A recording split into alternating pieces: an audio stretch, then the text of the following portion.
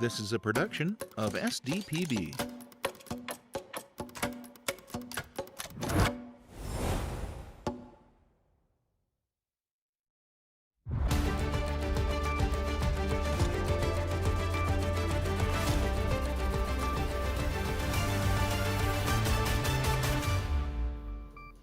Good evening and welcome to the Republican gubernatorial primary debate.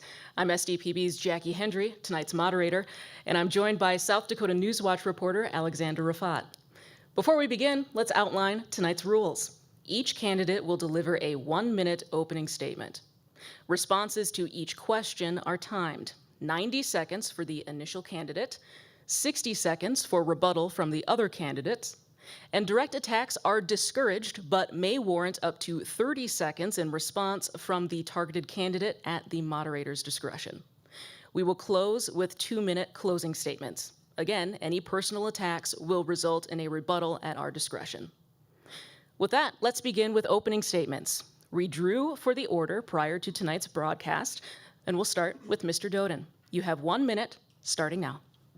Well, thank you very much, and thank you to everybody for tuning in tonight. The first thing I want to do is I want to send prayers to Jim and Teresa Eschenbaum. Jim is South Dakota's GOP chairman, and he had a medical emergency this weekend. Teresa's been texting me. It sounds like he's doing well, but he's going to need more prayers. You know, just a couple short weeks ago, we did a debate on Kelloland. Afterwards, I was surprised to see I had hundreds of messages and phone calls. People couldn't believe the stark contrast between what the politicians sounded like and what I sounded like. Well, what can you expect to hear from me tonight? More of the same. I always speak right from my heart, and I will continue to do that, and I will speak directly to you folks at home tonight. Again, thanks for tuning in. Up next is Congressman Dusty Johnson. You have 1 minute, starting now.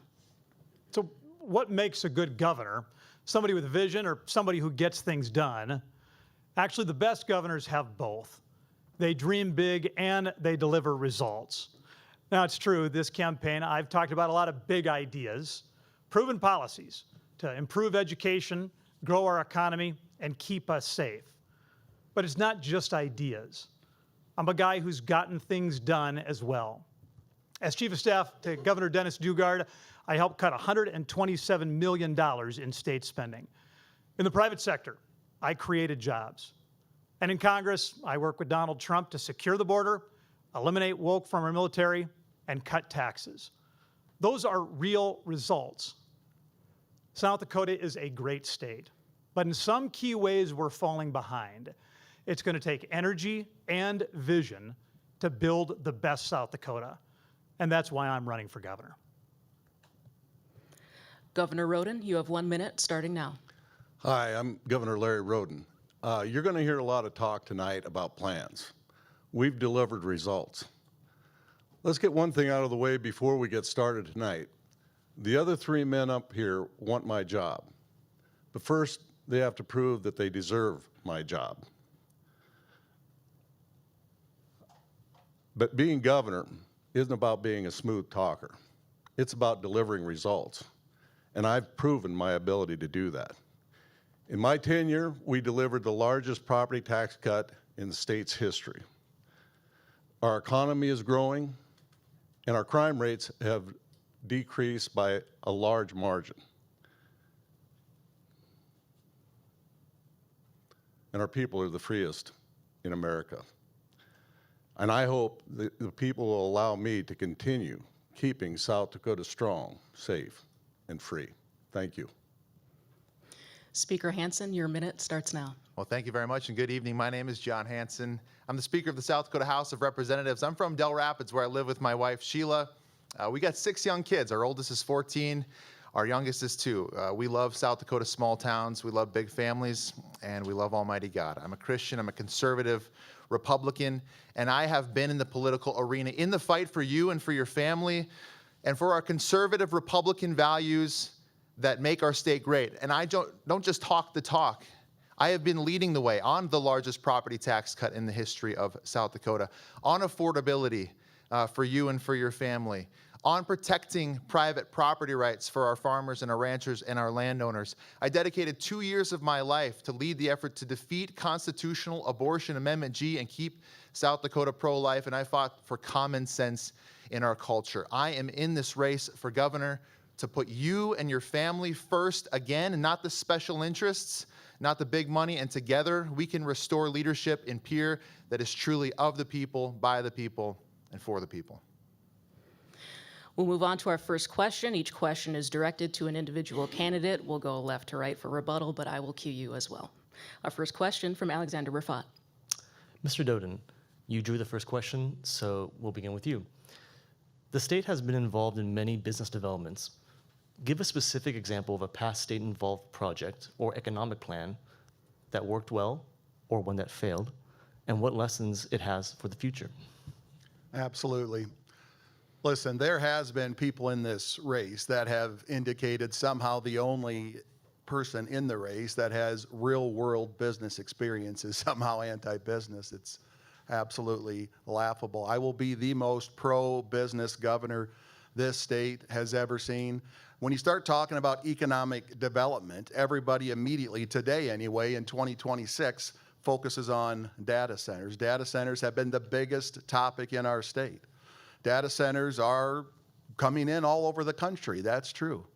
But I've traveled this state exhaustively for 2 years, and I've talked to tens of thousands of voters, and there are apprehensions across this state. And I have said this from the get-go with all economic development. It has to work for the people that live here, and we have to rely on local control. The people in a localized area have to want an economic project for it to be put in place to be built. And a lot of the people around the state have a lot of reservations about data centers. And so I said it in the first debate, I'll say it again tonight. I will look as governor at every economic project that we have available to us here in South Dakota. It has to make sense for the people. But I can promise you this, and I'll promise you this every single day as your governor, I will never use taxpayer money to subsidize multi-billion-dollar out-of-state development projects. Congressman Johnson, you're next. Yes, what business developments I'm most excited about, it's where those founders, those South Dakota men and women, form great businesses. Think Muth Electric and Mitchell, Market Beat here in Sioux Falls, Property Meld in Rapid City. I know those founders. Now, if we want a South Dakota that has even more of those success stories, we need to be the best state in America for business. We're not. In the most recent survey, we ranked 35th. We have got to get those scores up. And a part of getting those scores up will be making sure our taxes are low. We're not doing such a good job of that right now. In fact, in the last legislative session, the governor signed 3 different sales tax increases into law. Now, for a state where affordability is our biggest problem and higher costs are the biggest barriers to those small business startups, those higher taxes are not going to help. Governor Roden, 1 minute. Well, thank you. I'll start with, I thought we were done with the DCBS last debate, but I see we're at it again. Aside from that, I am focused on results, and I hope we focus on results here tonight, because South Dakota has proven results. When I first became governor last year after session, I went spent 6 months doing Open for Opportunities tour. And you look at what we've accomplished in the last few years, in the last few months. We've had the 3 largest economic development projects right here in South Dakota. We just announced 2 of them here in the last few months here in Sioux Falls. That combined with the prison deal, we have harvested a great number of pieces of opportunity, and we're just getting started. We've become an example to the nation in providing for opportunities, getting government out of the way and letting small businesses succeed. So that's what I'm going to continue to focus on if I have the ability to remain governor. Speaker Hansen, 1 minute. Well, there's countless examples of small and medium-sized businesses that line the main streets of every town in South Dakota. Those are who I'm fighting for our South Dakota small businesses and entrepreneurs. Now, there are others in this race who wouldn't do that, and instead, they want to take their tax money, their hard-earned tax money, and redistribute it to large, sometimes out-of-state corporations. And I just think that's totally wrong. I think if you look at what has made South Dakota prosperous, what has made our economy grow in South Dakota, it's not the crony capitalism and the corporate welfare that some of my opponents want. It's freedom in the free market. That has been the biggest economic driver in human history and South Dakota history. And so I'm not going to take the tax money of our South Dakota entrepreneurs and give it away to big companies. I won't do that. Instead, my focus will be on them, on our main streets, and helping businesses thrive through low taxes, low regulation, and the free market. Our second question related to agriculture, we will start with Congressman Johnson. We received several viewer questions about the plight of farmers and ranchers. South Dakota producers are facing low commodity prices, high input costs, and in some areas, an extended drought. As governor, how will you support farmers and ranchers in the ag industry in South Dakota? Yeah, twice in the last few years, I've been named the most effective member in Congress on agricultural policy. Now, I get those awards because I know how to run a planter or I know how to pull a calf. Instead, I know how to work hard and I listen. And Jackie, what I've heard from producers is that input costs are the #1 biggest challenge facing them. And if we think that tools and grain bins and fencing are expensive now, just wait until those additional sales taxes hit. For so many South Dakota families, much of what they buy could be hit with a total of 10% sales tax once all 3 of those new sales taxes are put into effect. That is going to make it a lot harder for our farmers and ranchers to be able to transition their operation to the next generation. Now, some of the things we can do, make sure that we're investing in our 2-year colleges and our 4-year colleges, particularly those that focus on precision agriculture and agriculture technology. My plan, Launch South Dakota, which will allow South Dakota founders to be successful here. That's also going to help those ag-based businesses. And with a little bit of luck and a lot of their hard work, the next poet, the next Raven is going to be right around the corner, and that will absolutely help South Dakota agriculture. Governor Roden, 1 minute. Well, I will say one thing that I've worked on dramatically in my tenure and prior as lieutenant governor is trade. South Dakota was last in the nation in as far as international trade. We've changed that in the last 3 years. I led the first trade mission to Mexico 3 years ago. My lieutenant governor just got back from a trade mission a while ago. And we've met with great success. And we've introduced South Dakota to the world. And we're really well received. And so that's been a great source of encouragement. We have a lot to be optimistic in South Dakota. And we've invested in value-added agriculture. But I want to take a few seconds to go back because it still hasn't stopped, this rhetoric about sales tax. That's baloney. The sales tax he's referring to, Congressman Johnson was going to use the exact same dollars for his property tax plan that was a complete failure. It would have been throwing money into the wind. Aside from that, it was using the same 0.3% that's coming on board. I don't know where he comes up with the 10%. It's complete fabrication. We've got 30 seconds for rebuttal for Congressman Johnson before we move on. So let's be clear. Larry's talking about one of the sales taxes that he and I agreed on. The second sales tax and the third sales tax that he signed into law. Which are local option sales tax. One at a time, please. Governor, you can explain this away as much as you want, but a new tax is a new tax. And the reality is you voted for 400 new taxes and fees over the course of your career. This is just more of the same. We need to move on with this question, please. Speaker Hansen, how will you, as governor, support farmers and ranchers in the ag industry in South Dakota? Well, that's a great question. I appreciate it. You know, coming from my wife's family is farmers and cattle producers. Ag has always been very important to our family. And, you know, one of the most recent examples of a real attack on our ag producers was when an out-of-state foreign-backed company tried coming in and taking their land and using it for a Green New Deal carbon pipeline, whether they liked it or not. And I stood on the front lines when others weren't there. I stood on the front lines and defended their private property rights, and I will always defend the land rights of our South Dakota ag producers. I've also said that I will work tirelessly to end the Green New Deal policies that we've seen, including the carbon pipeline. We will become the Green New Deal graveyard in South Dakota under my administration. I've also supported local processors. And there's one thing that I think was a mistake in the past that I would undo on my first day as governor, and that is combining the South Dakota Department of Agriculture with the South Dakota Department of Natural Resources. I think the South Dakota Department of Agriculture deserves its own department away from the people in the Department of Natural Resources. I would create the Department of Agriculture again on day one. Mr. Doden.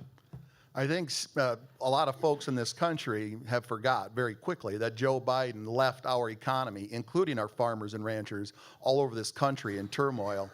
And so I've traveled this state exhaustively for 2 years. I've talked to thousands of farmers and ranchers, and they tell me that we are still over-regulated compared to our neighboring states like North Dakota. And number two, and Congressman Johnson is right, input costs have massively increased because South Dakota has become less and less affordable. It's largely why I'm here, is to bring back affordability to South Dakota, and that definitely goes for farmers and ranchers. And the third thing is, I am committed to phasing out property taxes as part of my affordability plan. That's not just for single-family homeowners. That's also for farmers and ranchers. We are going to make South Dakota affordable again. We're going to bring input costs down. I think it's why so many farmers and ranchers in this state are so excited that an outsider finally ran for governor. Our next question from Alexander Rafat. This question is for Governor Roden.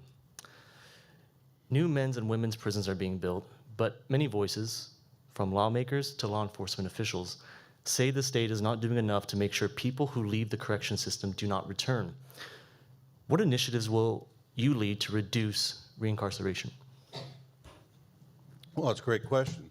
And, you know, we have done a great deal already. In fact, prior to having our special session on the prison, I announced a task force on recidivism. Our lieutenant governor is chairing that task force. We had an initial problem with parolees, absconders, and we dealt with that problem. And just in the last few days, I had a long conversation with Sheriff Mueller from Pennington County, and he'd been working with members of my staff on the issues that are coming up right now as far as parolees. And in fact, we're going to be announcing shortly how we're going to address that. But that's just a small part of what we're addressing with the task force on rehabilitation.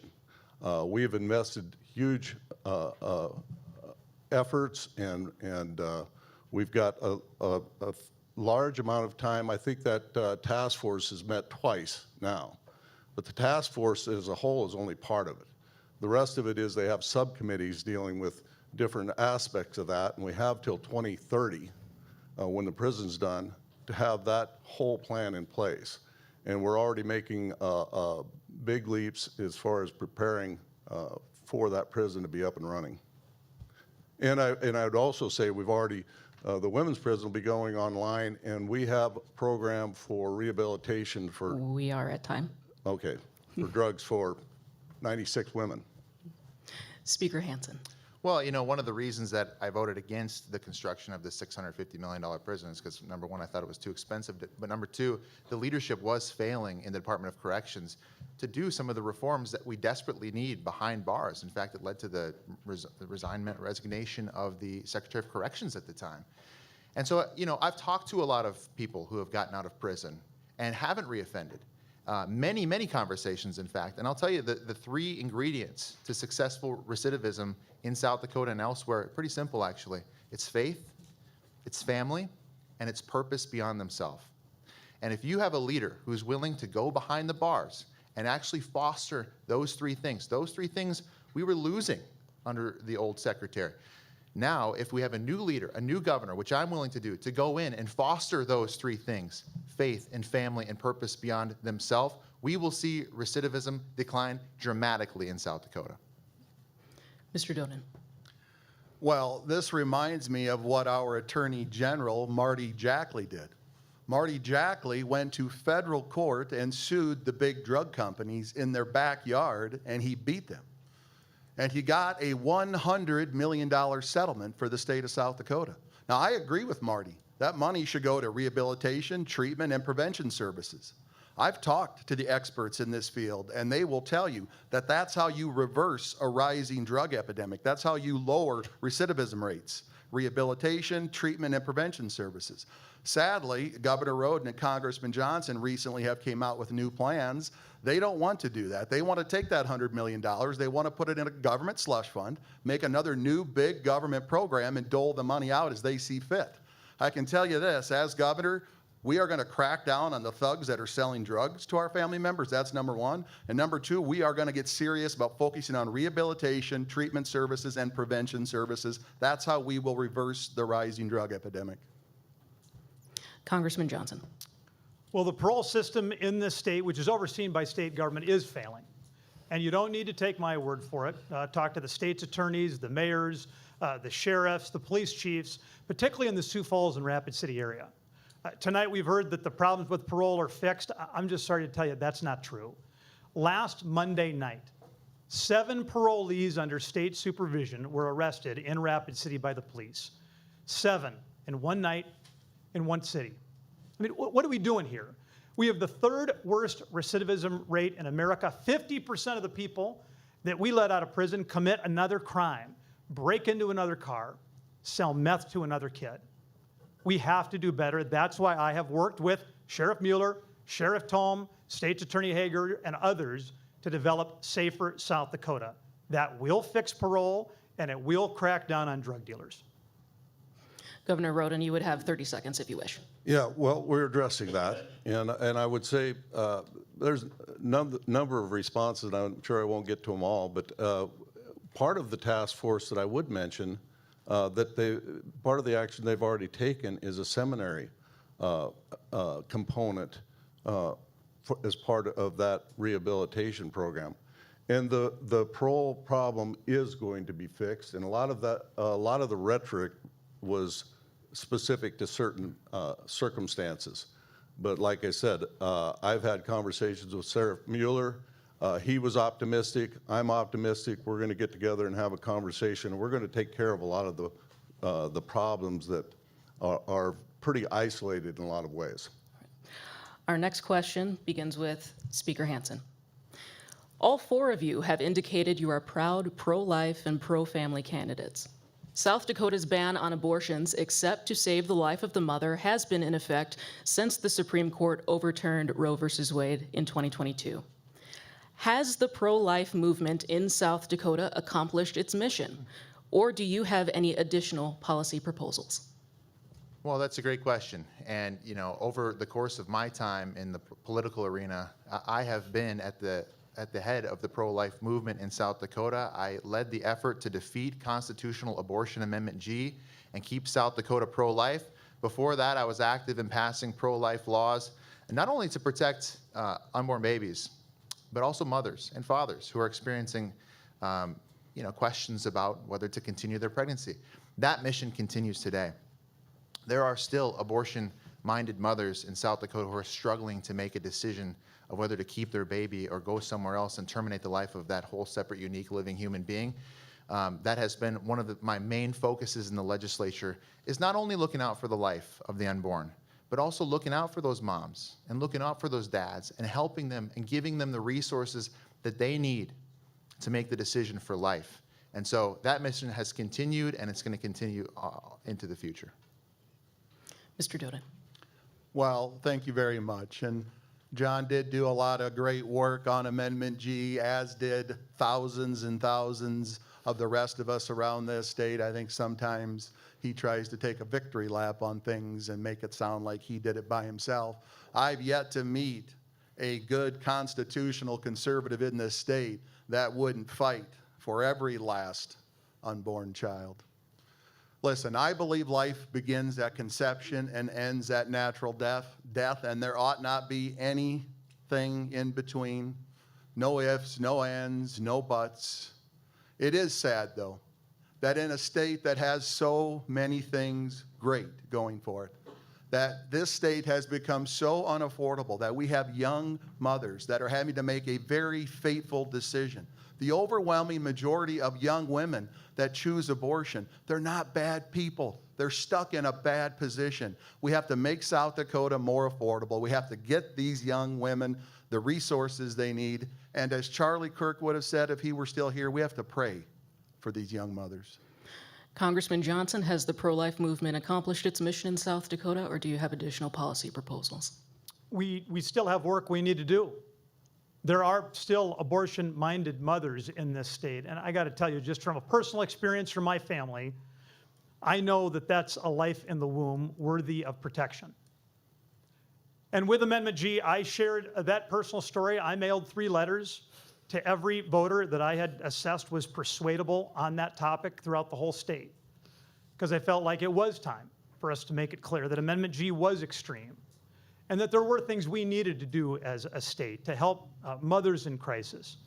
And obviously, we have to help the children after they're born as well. We need a K-12 system that works for them. We shouldn't be cutting K-12 $13 million, as was proposed in the governor's budget address. We need strong services.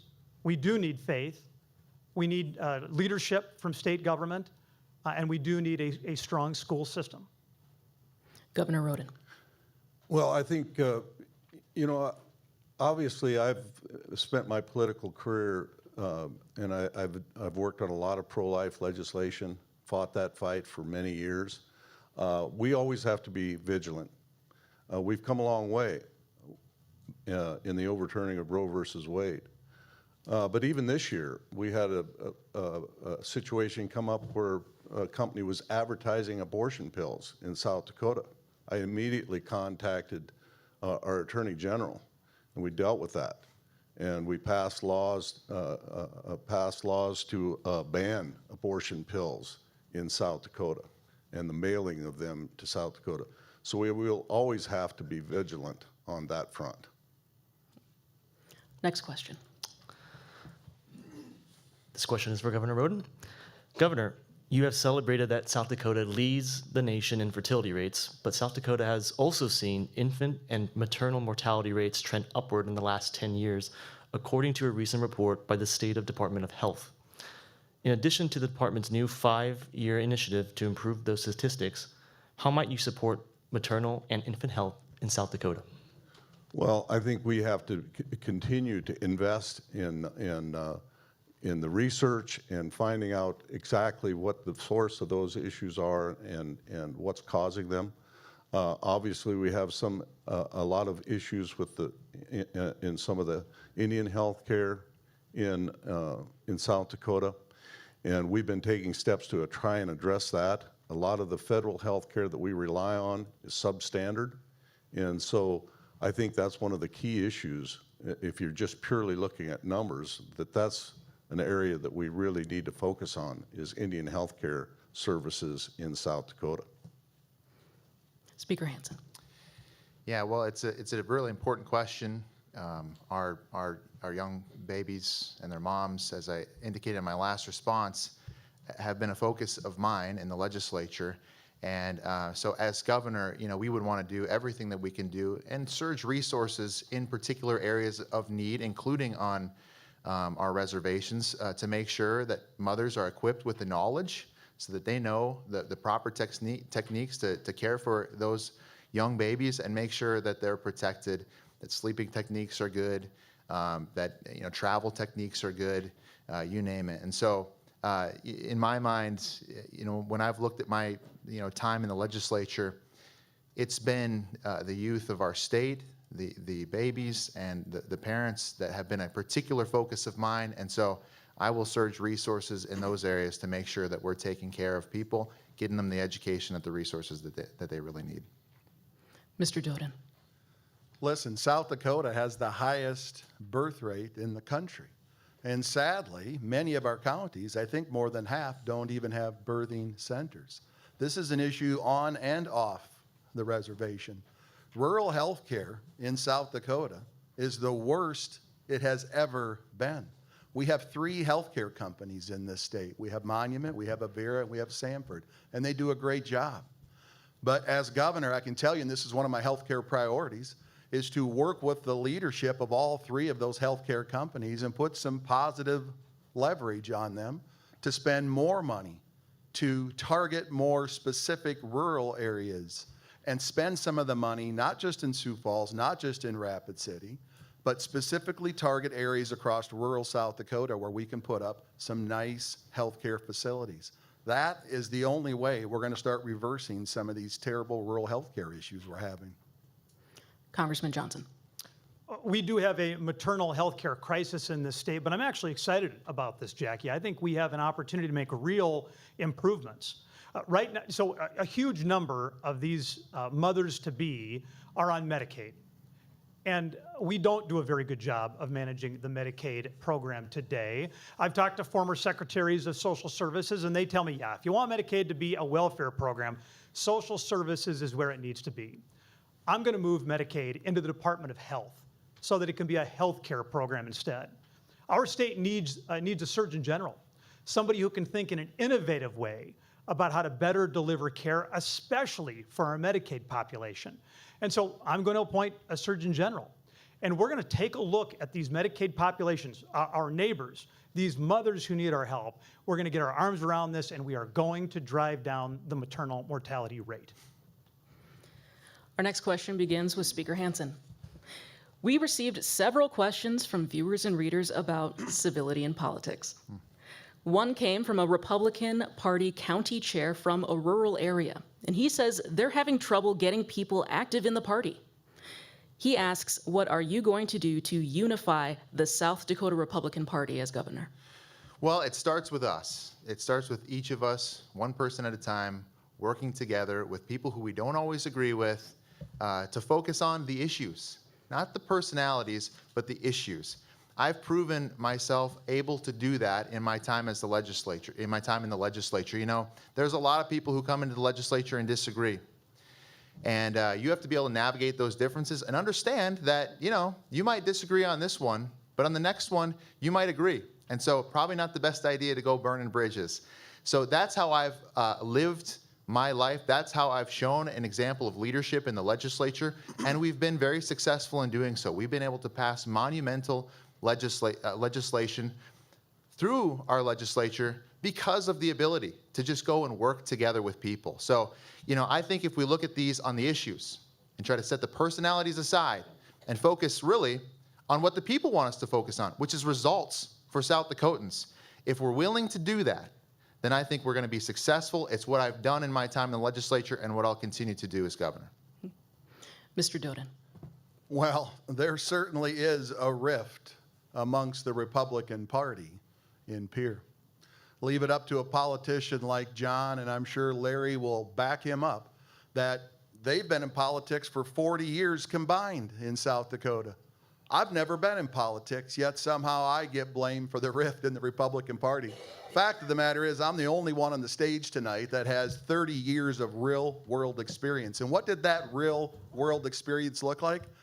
Building unity, building amazing teams, bringing in really successful leaders, giving them a visionary path, removing obstacles, and then holding them accountable. All I've done for 30 years is build unity. I'm the only candidate in this race that's going to go to Pierre and build unity because I see the best in people and I'm forward thinking.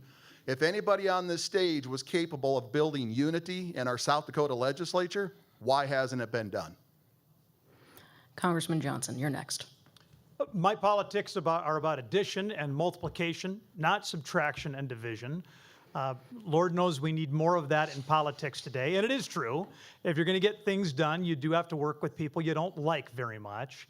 And I've got a track record of doing that. Obviously, in Washington, D.C., it's a pretty rancorous environment. And yet I've passed 28 bills into law or got them otherwise implemented. You can't do that if you can't work with a broad cross-section of the Republican Party. You can't do that if you can't find at least a few votes on the other side of the aisle as well. And you can't do that if you're not able to get the President of the United States, Donald Trump, to sign your bill into law. And so I've been able to do that. And it does take building bridges. It isn't always easy. Like everybody on this stage, occasionally I've got a little bit of a temper too.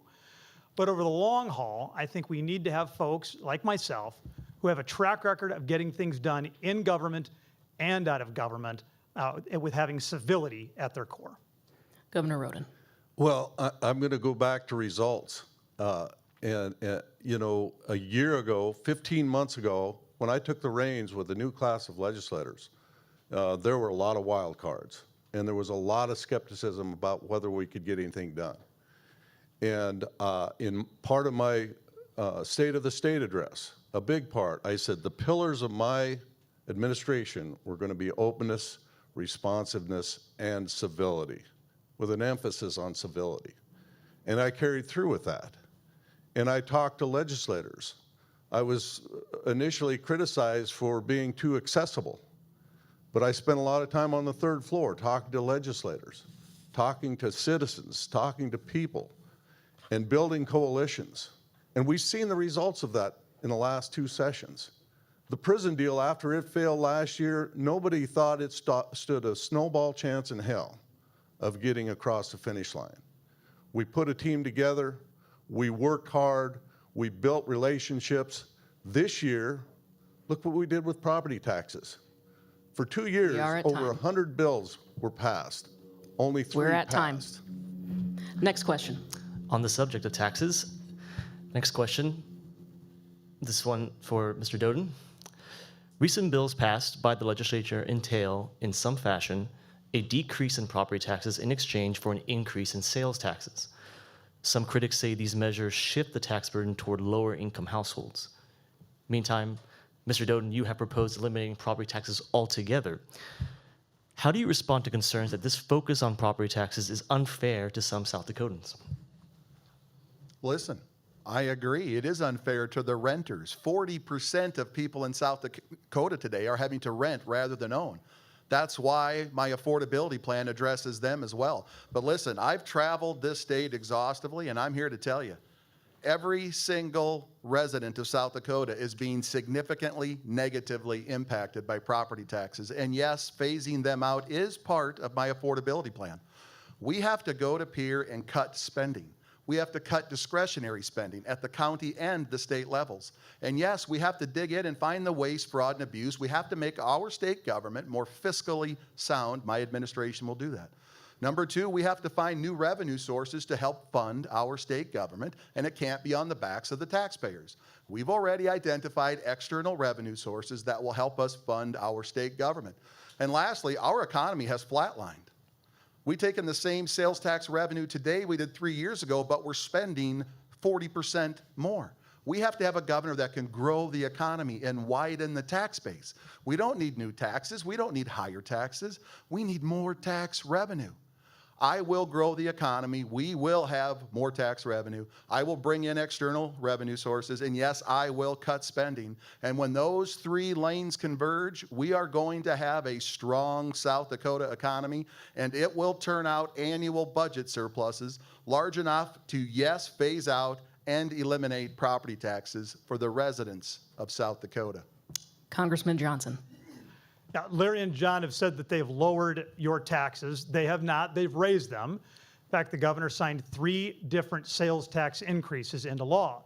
Now, he's going to tell you that's not true, so let's just break it down real quick. There's the 0.3% increase. Many of us agreed on that. You have an additional 0.5% increase that the counties can trigger, and you have an additional 1 penny increase that cities can trigger on top of that. You add those together. Those are the largest sales tax increases in state history. It's a larger sales tax increase than the last 7 governors combined. Affordability is a major problem in this state, and not just for renters or for people who don't own homes, but certainly for them. Their affordability problem got a whole lot worse. And I would say this about eliminating property taxes. The math just doesn't work. I don't know what external revenues are, but the tourism tax brings in $80 million. All of the property taxes in the state are $2 trillion. Hopes and dreams didn't work for Obama, and they're not going to work for eliminating property taxes either. Governor Roden. Well, you're entitled to your own opinion. You're not entitled to your own fact, and that's just a skewing of the numbers. The 0.3 is set to go on automatically regardless of what we do. The legislators were already thinking up ways they were going to spend that dollars, I thought the best plan would be to give it back to the people in the form of a tax cut. And the numbers about the tourism are skewed as well, because the half-cent for local option on the property tax relief, the Senate Bill 96 half of it, that's fundamental, just common sense. The counties that were hit the hardest are also the counties that have the highest tourism revenue. So we're allowing our out-of-state guests to pay offset part of that property tax. So the numbers don't equate to what it does in reality. So, not to mention the fact that in my career, I have cut more taxes than any legislator I know. I was responsible for carrying the repeal of the trucker's tax. Well, I'm out of time, so I'll shut up. Speaker Hansen, you're next. Well, I fought to reduce the property tax and sales tax burden on the people of this state more than anybody else in this race. And when Toby and Dusty talk about this issue, they sound like the most stereotypical politicians I have ever heard. Here's the reality. They both had plans similar to what I did in the biggest property tax relief in state history. The only difference is now they don't like it because they're fighting for their own political future. I'm fighting for your future.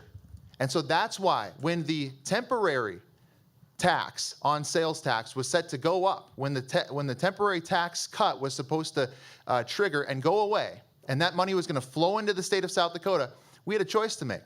And the choice was either use that money to grow government and grow bureaucracy, or a different path. And I led down a different path. And what we did was we put all that money back into the pockets for the purpose of property tax relief. It is the biggest one-time property tax cut in the history of the state of South Dakota. The people will see real benefit from that, and we're looking out for them and putting the people first, not our future political careers. We're going to offer two rebuttals, one for Congressman Johnson, 20 seconds. I don't know if we have 20 seconds queued up. Can I ask what rebuttal on what? Both were mentioned. I'm being told Johnson and Roden will each receive a rebuttal because they were both mentioned by name. So we will do 30 seconds. 30 seconds for each, starting with Congressman Johnson. Okay, so there's been some allegation here like tourists are going to pay this. So let's be crystal clear. When cities and counties trigger this additional 1.5 cents, and that's not what John Hanson talking about. The property tax plan that John Hanson rolled out, one that, listen, I'm relatively fond of. That's not what I'm talking about. I'm talking about the other two sales taxes Larry Roden signed into law. The local sales tax is going to go from 2 cents to 3.5 cents in some places. That is not going to be just paid by tourists. That's going to be paid by everyday South Dakotans. Time. I would also like to point out that John mentioned my name, so I should get a rebuttal It is too. Governor Roden's turn for now. We have 30 seconds for Governor Roden. Well, I'm just reminded in the introductory remarks at the beginning, Representative Johnson mentioned that they had cut so much from the budget when he was chief of staff. That would have been the first year when we were faced with a dramatic 12% cut, and that was true. What he failed to mention is in consequential years, that same administration was responsible for the two largest tax increase, fuel tax and the 0.5 sales tax in the history of the state. We are at time. We will give 30 seconds for Mr. Doden, and then we will move on to the next question. Well, first of all, just a quick fact check. I know you didn't do it on purpose, Congressman Johnson, but he said South Dakota property tax is $2 trillion. It's actually $1.8 billion, not $2 trillion. And secondly, the property tax relief bill that Larry and John partnered on raised the sales tax 19% in South Dakota. They didn't cut any taxes. They gave you a little discount on property taxes, but you're going to pay it back in sales tax. It's what politicians do. They just shuffle the money around and try to convince you they fix something. We'll move on now to a question about education, starting with Congressman Johnson. Congressman, in the Kelloland debate, you referenced education reform that skyrocketed Mississippi's fourth grade reading scores. A New York Times report noted that in addition to curriculum changes, Mississippi also instituted accountability measures for schools, investments in pre-K education, and a practice of holding back third graders that score poorly on reading tests. What kinds of education reform would you support to improve South Dakota's elementary reading scores? First, just 30 seconds. At the top, Larry mentioned that we're coming for his job. And it's not his job, let's be clear. That job belongs to the people of South Dakota. He holds it in trust for a little while, but it is not a property right. We're all doing a job interview, and I don't think anybody should lay claim to that job. Now, as far as education, Jackie, yes, frankly, the reforms that have been done in Mississippi, the reforms that have been done in Wichita Falls, Texas, the reforms that have been done in Alabama, listen, I'm in favor of about 90% of those. And I know the holding back third graders created a lot of consternation in Mississippi. But if you are promoting third graders into fourth grade who can't read, you're not doing them any favors. You're not helping their families, you're not helping their communities, and most importantly, you're not helping those kids. So although in many respects that's the most controversial, I do support it. It does take an investment into phonics. Now, Larry's going to tell you that the state's made a big investment in the science of reading. Mississippi spent $150 million. We've spent $6 million of state funds. That's why our literacy scores are not budging. We're capable of doing anything that Mississippi can do. We're capable of doing anything Alabama can do. The big difference is we have not had bold leadership like Governor Tate Reeves in Mississippi, who has just said, we're going to get this done. That's what I'll do. Governor Roden, you're next, so you have the standard 1 minute. Well, I think it's ironic and a typical DC solution, you can throw more money at it, you're going to get better results. And that's not the case. And we're going to prove that. And our test scores, like so many other states, have been below what they should be. We're by no means the worst, but that's not an excuse. And we are moving to the science of reading and putting phonics back in the classroom. And we're not going to do what a number of other states is by lowering the bar. We're going to improve standards. We've changed the standards for math as well. We're getting away from Common Core and moving to common sense and providing a curriculum that the parents can once again understand what their children's homework is and help them succeed. Speaker Hansen. Thank you. Well, real quick on the last issue, because my name was mentioned once again. You know, when Toby Doden talked about his property tax plan at our last KELOLAND debate, KELO did a study of their own on that plan, and they said, I think it was a direct quote, the plan doesn't even come close to working. And so I think when we're talking about these policies, we need to be realistic with the people about what we're proposing.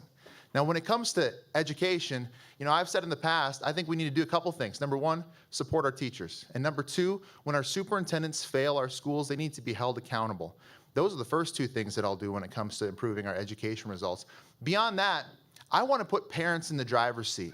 I think parents know best how to educate their own children. And whether that's in one of our public schools or whether that's a non-public school or home schools, parents ought to have the freedom and the financial freedom to choose the best education option for their kid. I will empower them to use their own tax dollars to use the education option of their choice. I'll do it with education grants on day one, and we'll expand that from there. Parents are going to be in the driver's seat again. Mr. Doden. Well, I mean, listen, K through 12 education is our second largest line item on the budget. I think it's just north of $2.1 billion. And I've talked about this 100 times. When you dig into the money and you look back at that education budget, it has grown exponentially over the years, and the money hasn't gone where it was supposed to go. It's gone to peer, it's gone to the bureaucrats, it's gone to the administrators. It hasn't gone to the classrooms, it hasn't gone to the rural schools, and it hasn't gone to our teachers. The people up here on the stage with me have been talking about low teacher pay for 2 decades. Yet our teachers in South Dakota are still 47th out of 50. Our teachers need to get paid more money. Listen, we have had so many young teachers leave the teaching profession because they couldn't afford to have a family and buy their own home. Wouldn't it be amazing if we could pay our teachers enough like 30 and 40 years ago when the cost of living was lower and their salary went farther? my administration is going to make South Dakota affordable again, and we're going to pay our teachers a fair wage, and we will see the reading and That is time. mathematics scores increase. We are at our closing statements portion of the evening already. That's 2 minutes closing statements. We also drew the order for closing statements before tonight's broadcast. Governor Roden, your 2 minutes starts now. Well, appreciate you all being here and the ability to share my record and some of my thoughts. I'd close with this. I'm the only candidate up here that's made my living in agriculture. I'm also the only candidate that's ever wore the uniform of the United States military. And to me, that's a big deal. And I'm also the only candidate that's been the governor of the state. I am focused on keeping South Dakota strong, safe, and free. We're strong. We had the largest property tax cut in the history of the state, and our economy is leading the nation. We're safe. Crime is down by huge numbers, and Operation Prairie Thunder, which we implemented about a year ago, is still working. And we're free. We're the most pro-life state in the nation. We're the most pro-Second Amendment state in the nation. And if you'll give me the privilege to continue being your governor, I will work every single day to keep South Dakota strong, safe, and free. Thank you again, and may God bless you. May God continue to bless the great state of South Dakota. Up next is Mr. Doden, 2 minutes. Well, I did have some prepared closing remarks for tonight, but I'm not going to use them. Standing up here for an hour again, listening to the politicians argue back and forth, I got to be honest with you. Sometimes I wake up in the morning and I ask myself, Toby, why did you get in to this political nonsense? But then I remember that I'm still the same young boy that watched my father become disabled. I remember I'm the same young boy that watched my amazing mother, Arliss, work a factory job and a second shift at a nursing home to put food on the table. And you better believe I remember that I'm the young man that married my high school sweetheart and then spent years fighting to pull my family out of poverty, fighting to build amazing companies in this state, amazing teams, and building winning teams, winning cultures, and prosperity for every person around me. Those are the reasons that remind me why I'm here tonight. And those are the reasons that remind me why I got into this fight. We don't need another 20-year politician as our governor. We need a leader. Somebody that's going to go to Pierre and actually fight for the people of this state.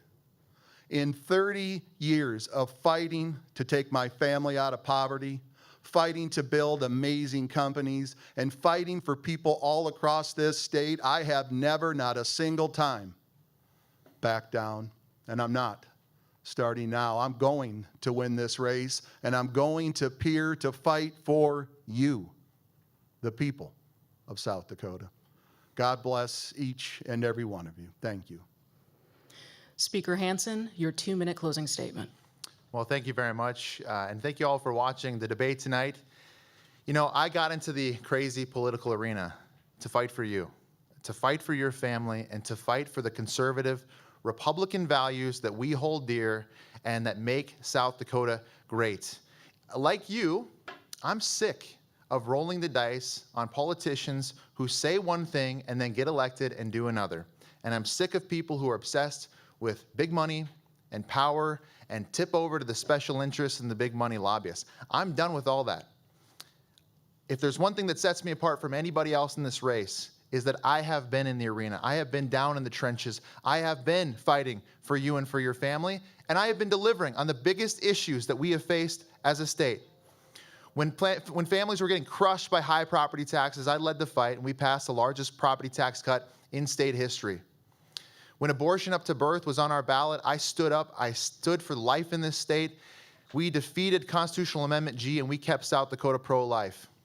I think you need to ask yourself, who was there for you? Who was there for your family? Who showed up? Who showed up when private property rights were under attack in this state and an out-of-state foreign-backed company tried to come in and take your land and use it for a Green New Deal scam carbon pipeline?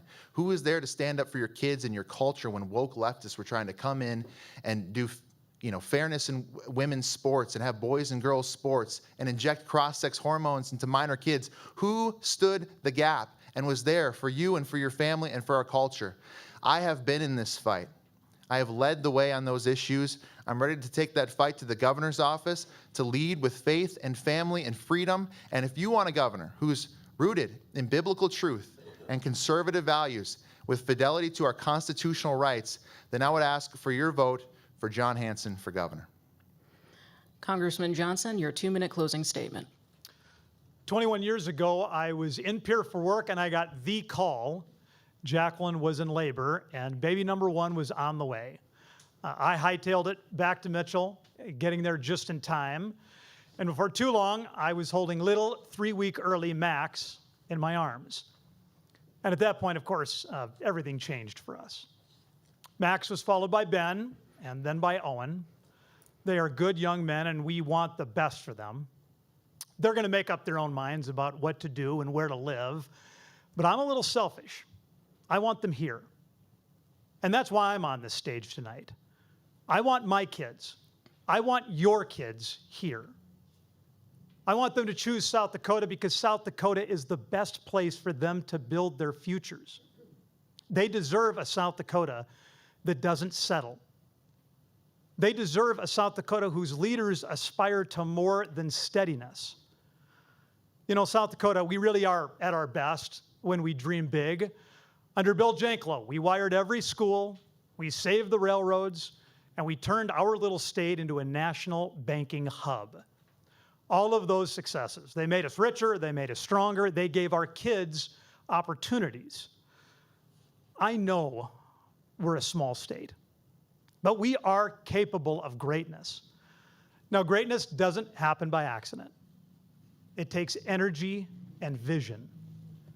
Energy and vision that not every candidate has. And that's why I'm asking for your vote, so that together we can build the South Dakota our kids deserve. And I can't wait to get to work. Thanks. That is all the time we have for this evening. I want to thank each and every one of our candidates for your participation. I also want to thank South Dakota Newswatch and Alexander Rafat for their contributions to this debate, and thank you, our audience, for submitting many more questions than we were able to get to tonight. For analysis of tonight's debate, you can tune in to the Dakota Political Junkies podcast hosted by SDPB's Lori Walsh, available wherever you get your podcasts. The primary election is June 2nd. Early voting begins this Friday, April 17th. The deadline to register to vote or to change your party affiliation is May 18th. I'm Jackie Hendry. On behalf of all of us here at SDPB, thank you for watching.